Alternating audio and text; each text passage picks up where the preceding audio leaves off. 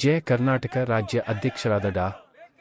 BN. Jagadish ಅವರ ಮಾರ್ಗದರ್ಶನದಲ್ಲಿ ಬೆಂಗಳೂರು ಜಿಲ್ಲಾಧ್ಯಕ್ಷರಾದ ಶ್ರೀ ಯೋಗಾನಂದರವರ ಉಪಸ್ಥಿತಿಯಲ್ಲಿ ಆಟೋ ಘಟಕ ಅಧ್ಯಕ್ಷರು ಮತ್ತು ಪದಾಧಿಕಾರಿಗಳ ನೇತೃತ್ವದಲ್ಲಿ ಇಂದು ನಗರದ ಫ್ರೀಡಂ ಪಾರ್ಕ್ ಉದ್ಯಾನವನದಲ್ಲಿ ಆಟೋ ಉಪಕ ಗ್ಯಾಸ್ ಕೊರತೆ ಹಾಗೂ ಉಪಕ ಗ್ಯಾಸ್ ಬಂಕ್ನಲ್ಲಿ ವಿವಿಧ ದರಗಳು ಕೊರತೆಯಾಗಿದೆ. ಇದರಿಂದ ಗ್ರಾಹಕರಿಗೆ ಮಾಲೀಕರಿಗೆ ನಷ್ಟ ಉಂಟಾಗಿದೆ. ಆದ್ದರಿಂದ ಸರ್ಕಾರ ಕೂಡಲೇ ಮಧ್ಯಪ್ರವೇಶಿಸಿ ಏಕರೂಪ ದರವನ್ನು ನಿಗದಿಪಡಿಸಬೇಕೆಂದು ಆಗ್ರಹಿಸಿ ಆಟೋ ಘಟಕದ ವತಿಯಿಂದ ಬೃಹತ್ ಪ್ರತಿಭಟನೆ ನಡೆಸಿ ಸರ್ಕಾರಕ್ಕೆ ಮನವಿ ಸಲ್ಲಿಸಿದರು. ಸಂದರ್ಭದಲ್ಲಿ ಆಟೋ ಘಟಕದ ಅಧ್ಯಕ್ಷರು, ರಾಜ್ಯ ಪದಾಧಿಕಾರಿಗಳು ಹಾಗೂ ಜಯ ಕರ್ನಾಟಕ ಆಟೋ ಘಟಕ ವಿಭಾಗದ ಸದಸ್ಯರು ಪ್ರತಿಭಟನೆಯಲ್ಲಿ ಭಾಗವಹಿಸಿ ತಮ್ಮ ಆಕ್ರೋಶ ವ್ಯಕ್ತಪಡಿಸಿದರು.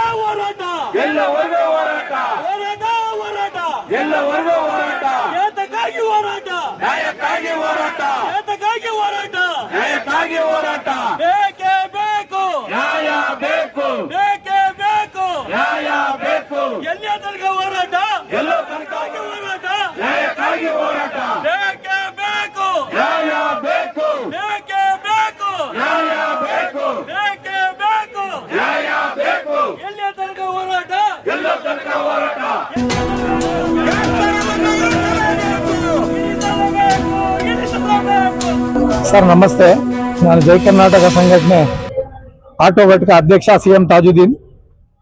ಇವತ್ತು ಸುಮಾರು 2007ರಿಂದ ಆಗಿರುವಂತಹ ಜಯ ಕರ್ನಾಟಕ ಸಂಘಟನೆ ಆಟೋ ಘಟಕ ಎಲ್ಲಾ ತರದಿಂದಾನು ಸರ್ಕಾರಕ್ಕೆ ನಾವು ಯಾವುದೇ ಅನ್ಯಾಯ ಆದಾಗ ನ್ಯಾಯ ಪಡಿಸಿದೀವಿ, ನ್ಯಾಯ ಸಿಕ್ಕಿದೆ. ಆದ್ರೆ 26ರಲ್ಲಿ ಇಷ್ಟೊಂದು ಅನ್ಯಾಯ ಆಟೋ ಚಾಲಕರಿಗೆ ಮೊದಲನೇ ಸರಿ 1947ರಿಂದ 26 ತನಕ ಮೊದಲನೇ ಅನ್ಯಾಯ ಆಗಿದೆ ಅಂತ ಹೇಳಿದ್ರೆ ಇವತ್ತು ಗ್ಯಾಸಿನ ವಿಚಾರದಲ್ಲಿ ಅನ್ಯಾಯ ಆಗಿದೆ. ಇದಕ್ಕೆ ಮುಂದಿನ ದಿನದಲ್ಲಿ ಕೇಂದ್ರ ಸರ್ಕಾರದಿಂದ ಆಗಿದೆ, ಆದ್ರೆ ನಮ್ಮ ರಾಜ್ಯ ಸರ್ಕಾರ ಇದೆ. ಇವತ್ತು ಪ್ರತಿಯೊಂದಕ್ಕೂ ಅವಕಾಶ ಇದೆ. ಏನಾಗಿದೆ ಅಂತ ಹೇಳಿದ್ರೆ ನ್ಯಾಯ ಕೇಳೋರಿಗೆ ಕಟ್ಟಾಕಿದ್ದಾರೆ, ಜೈಲಿಗೆ ಕಳಿಸ್ತೀವಿ.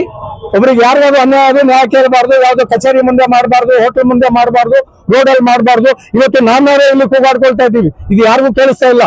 ಇದೇ ಕೂಗು IPL ಕೂಗು ವಿಧಾನಸಭೆಯಲ್ಲಿ ಕೇಳಿಸ್ಕೊಳ್ತಾ ಇದೆ.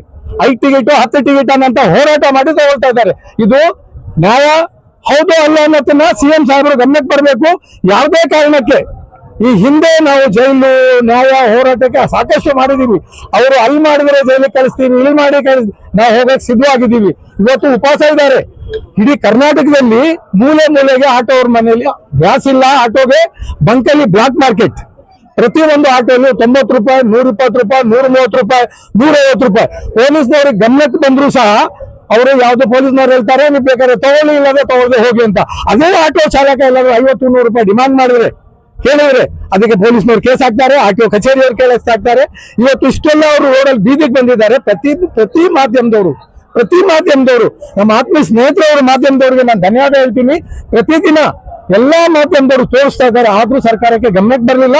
ಆ ಬೀದಿಲಿ ಇದ್ದು ಸಾರಿಗೆ ಇಲಾಖೆ ಮಿನಿಸ್ಟರ್ ಆಗ್ಲಿ, ಇನ್ನೊಬ್ರು ಯಾರೇ ಆಗ್ಲಿ ಅದಕ್ಕೆ ಮುಂದೆ ಬಂದು ಯಾವುದು ಮಾತಾಡ್ಲಿಲ್ಲ. ಇದು ನಮ್ಮ ತಾಳ್ಮೆ ಅಂತ ತಿಳ್ಕೋಬೇಡಿ, ಇದು ನ್ಯಾಯವಾಗಿ ಕೇಳಿದೀವಿ. ಹಿಂದೆ ನಾವು ಯಾವ ರೀತಿ 2007ರಲ್ಲಿ ಮುತ್ತಪ್ರಯಣ್ಣವರು ಜೈಲಿಗೆ ಅವತ್ತು ಹೋಗಕ್ಕೆ ರೆಡಿ ಇದ್ದೀವಿ, ಇವತ್ತು ಹೋಗ್ತೀವಿ. ಅದೇ ಸುಮ್ಕೆ ಕಾಟಾಚಾರಕ್ಕೋಸ್ಕರ ಅಲ್ಲ. ಅದೇನೋ ಒಂದು ಗಾದಿ ಹೇಳ್ತಾರೆ, ಮೀಡಿಯಾ ಮುದ್ದೆ ಹೇಳೋದಿಲ್ಲ. ಏನು ಆಟೋ ಚಾಲಕರಿಲ್ಲದೆ ಸರ್ಕಾರನೂ ನಡೆಯಕ್ಕಾಗಲ್ಲ, ಜನನೂ ಆಗಲ್ಲ. ಯಾವ VIP ಕಾರ್ ಇದ್ರು ಸಹ ಆಟೋ ಬೇಕೇ ಬೇಕು.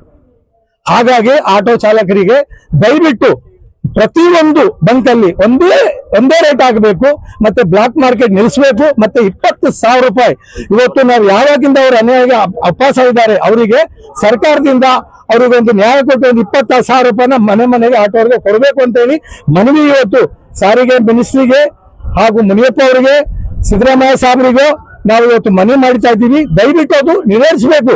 ಇಲ್ಲ ಅಂತ ಹೇಳಿದ್ರೆ ಮುಂದಿನ ದಿನದಲ್ಲಿ ನಾವು ಯಾವುದೇ ಕಾರಣಕ್ಕೆ ಜಯ ಕರ್ನಾಟಕ ಶಾಂತಿಯುತವಾಗಿ ಅಣ್ಣ ಇದ್ದೇ ಇದ್ದಾರೆ, ಮುತ್ತಪ್ರಯಣ್ಣವರು ಇದ್ದಾರೆ. ಇಲ್ಲಿ ಏನ್ ಮಾಡಿ ಹೋಗಿದ್ದಾರೆ ಮುತ್ತಪ್ರಯಣ್ಣವರು, ಪ್ರತಿಯೊಬ್ಬರಿಗೂ ಮುತ್ತಪ್ರಯ ಮಾಡಿ ಹೋಗಿದ್ದಾರೆ. ಇಲ್ಲಿ ಯಾರು ಹಿಂಜರಿಯವರು ಯಾರು ಇಲ್ಲ. ನಮ್ಮ ಜೊತೆಗೆ ಇವತ್ತು ರಾಜ್ಯಾಧ್ಯಕ್ಷ BM ಜಗದೀಶ್ ಅಣ್ಣವರಿದ್ದಾರೆ, ಜಿಲ್ಲಾಧ್ಯಕ್ಷ ಯೋಗಾನಂದಣ್ಣ ಅವರಿದ್ದಾರೆ, ನಮ್ಮ ಜೊತೆಗೆ ಇವತ್ತು ಕಾರ್ಯಾಧ್ಯಕ್ಷ ಮುನ್ಸಾಮಣ್ಣ ಅವರಿದ್ದಾರೆ. ನಾನೊಂದು ಮಾತು ಹೇಳ್ತಾ ಇರೋದೇನಪ್ಪಾ ಅಂತ ಹೇಳಿದ್ರೆ, ಆಟೋ ಚಾಲಕರು ಅದು ಮಾಡಿದ್ರು ಇದು ಮಾಡಿದ್ರು ಅಂತ ಹೇಳಿ ಜನ ಕಂಪ್ಲೇಂಟ್ ಮಾಡ್ತಾರೆ, ಜನ ಎಲ್ಲ ಕಂಪ್ಲೇಂಟ್ ಮಾಡ್ತಾರೆ. ಇವತ್ತು ಅವ್ರಿಗೆ ಯಾವ್ದೇ ರೀತಿ ಬೀದಿ ಪಾಲಾಗಿದ್ದಾರೆ, ಅದಕ್ಕೆ ಯಾರು ಕಂಪ್ಲೇಂಟ್ ಮಾಡೋದಿಲ್ವಾ? ಆಟೋ ಏನಾದ್ರು ಮಾಡಿದ್ರೆ DL ಇಲ್ಲ, ಲೈಸೆನ್ಸ್ ಇಲ್ಲ, ಪರ್ಮಿಟ್ ಇಲ್ಲ, ಆಟೋ ಹಿಡಿತಾರೆ ಪೊಲೀಸ್ನವ್ರು. ಇದಕ್ಕೆ ಯಾರು ಕೇಳೋರಿಲ್ವಾ? ಪೊಲೀಸ್ನವ್ರು ಆಟೋ ಓಡಾಡಲ್ವಾ? ಆಟೋದಲ್ಲಿ ಓಡೋದಲ್ವಾ? ಎಲ್ಲರೂ ಆಟೋಲ್ಲಿ ಓಡಾಡ್ತಾರೆ. ಯಾಕೆ ಅವ್ರ ನೋವನ್ನ ಯಾರು ಅರ್ಥ ಮಾಡ್ಕೊಂಡು ಯಾರು ಕೇಳ್ತಾ ಇಲ್ಲ? ದಯವಿಟ್ಟು ನಾವಿವತ್ತು ಮೀಡಿಯಾ ಮುಂದ್ಗಡೆ, ಮಾಧ್ಯಮ ಮುಂದ್ಗಡೆ ಇವತ್ತು ಒಂದು ಏನು ಅಂತ ಹೇಳಿದ್ರೆ ಒಂದು ಎಚ್ಚರಿಕೆ ಕೊಡ್ತಾ ಇದ್ದೀವಿ. ಇವ್ರ ಜನಕ್ಕೆ ನಾವು ಸೇರಿದ್ದೀವಿ. ಮುಂದಿನ ದಿನದಲ್ಲಿ 25 ಲಕ್ಷ ಜನ ಜಯ ಕರ್ನಾಟಕ ಸಂಘಟನೆ ಇದ್ದಾರೆ.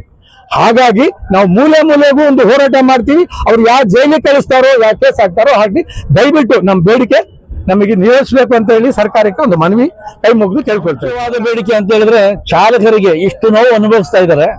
ಈ ಅನುಭವಿಸಿ ಅವರು ರೋಡಲ್ಲಿ ಮಲಗ್ತಾ ಇದ್ದಾರೆ, ಈಗ ಬಂಕಲ್ಲಿ ಮಲಗ್ತಾ ಇದ್ದಾರೆ. ಅವ್ರಿಗೆ ತಿನ್ನಕ್ಕೆ ಊಟ ಇಲ್ಲಿಲ್ಲ.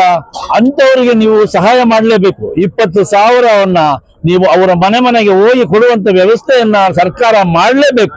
ಈ ಸರ್ಕಾರ ಮಾಡಲಿಲ್ಲ ಅಂದ್ರೆ ಅವತ್ತು ನಾವು ಇನ್ನೊಂದು ಸಲ ಧಿಕ್ಕಾರವನ್ನ ಇಡೀ ರಾಜ್ಯದಲ್ಲಿ ಮುಗಿಸ್ತೀವಿ ಅಂತ ಹೇಳಿ ಈ ಸಂದರ್ಭದಲ್ಲಿ ಹೇಳಕ್ಕೆ ಇಷ್ಟಪಡ್ತೀನಿ. ಯಾಕಂದ್ರೆ ಗ್ಯಾಸಿನ ದರವನ್ನ ಸಮಾನ ರೀತಿಯಲ್ಲಿ 90 ರೂಪಾಯಿಂದ 90 ರೂಪಾಯಲ್ಲಿ ಎಲ್ಲಾ ಬಂಕಲ್ಲಿ ಕೊಡ್ಬೇಕು. ಒಂದಲ್ಲಿ 120, ಒಂದಲ್ಲಿ 190, ಈಗ 150, ಈಗ ಈ ತರ ತಾರತಮ್ಯ ವ್ಯವಸ್ಥೆಯನ್ನು ಬೇಡ.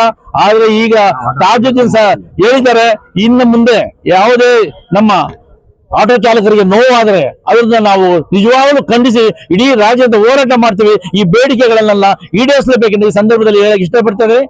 ಜಯ ಕರ್ನಾಟಕ ಸಂಘಟನೆ ರಾಜ್ಯ ಕಾರ್ಯಾಧ್ಯಕ್ಷರಾಗಿ ಈ ಮಾತನ್ನ ಹೇಳ್ತಾ ಇದ್ದೀನಿ. ಮುಂದಿನ ದಿನಗಳಲ್ಲಿ ಈ ಒಂದು ಹೋರಾಟ ಎಚ್ಚರಿಕೆ ಹೋರಾಟ ಅಂತ ಹೇಳಿ ಇಷ್ಟಪಡ್ತಾ ಇದ್ದೀನಿ. ದಯವಿಟ್ಟು ಈ ಒಂದು ತಾರತಮ್ಯ ನಿವಾರಿಸಲೇಬೇಕು ಸರ್ಕಾರ ಅಂತ ಹೇಳಿ ಈ ಒಂದು ಸಂದರ್ಭ ಹೇಳಕ್ ಇಷ್ಟಪಡ್ತೀನಿ. ಜೈ ಹಿಂದ್, ಜೈ ಕರ್ನಾಟಕ.